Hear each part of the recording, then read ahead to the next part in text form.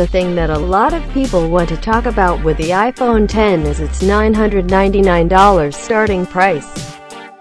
But when you have the phone in your hand, it feels worth it.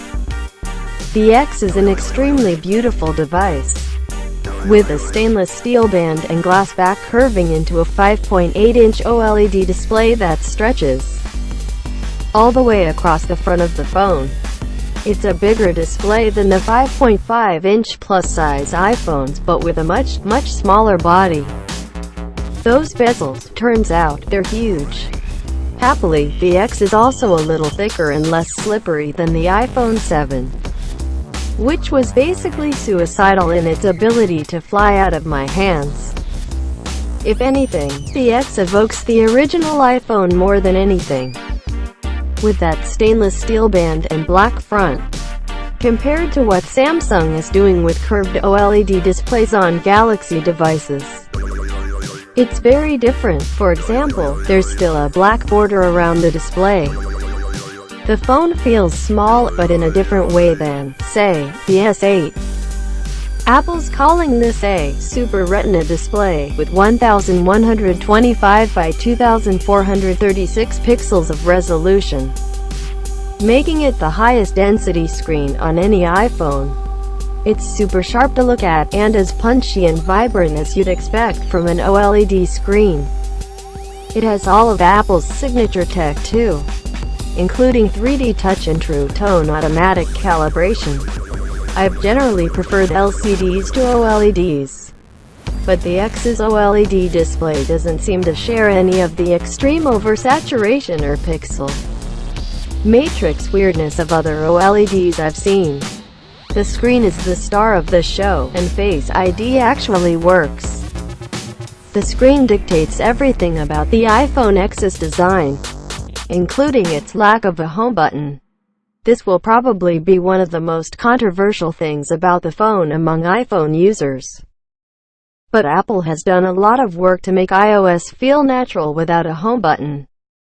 I couldn't test out the new Face ID authentication myself without setting it up, but it was configured for one of Apple's demo assistants, and it worked every time he showed it off, even under the frenetic conditions and bright lights of the demo area.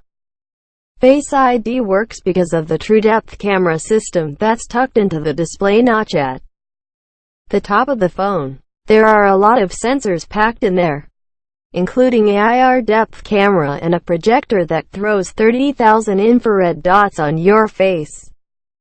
The system reads the map, matches it against the stored image on the phone using a built-in neural network processor, and unlocks the phone.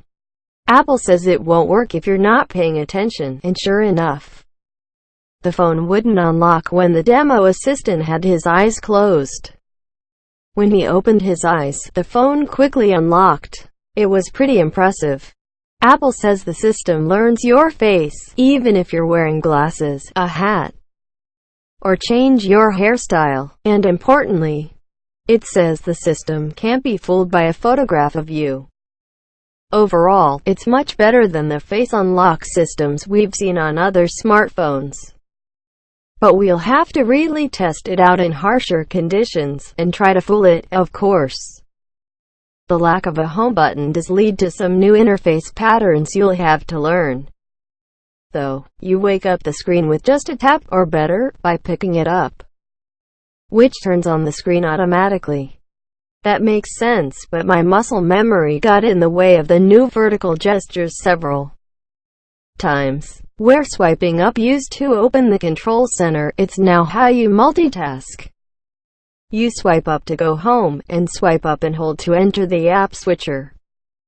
Control center is now a swipe down from the right top edge, and the notifications shade is a swipe down from the top left. Apple Pay is now different as well. Instead of pointing your phone at the card reader and using Touch ID, you first double-click the larger side button, Authenticate with your face, and point the phone at the reader. It's a little less smooth than just grabbing your phone and pointing it to pay, but it's not terrible either.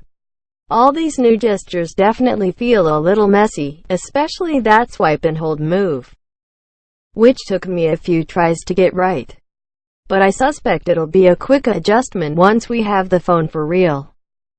The front camera is more important than the rear one.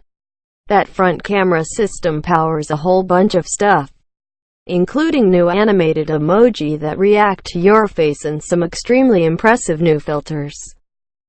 In Snapchat, portrait mode is now also available on the front camera, as is Apple's new portrait lighting effect. We've reached the point where the front camera on the iPhone is now more important and interesting than the rear one.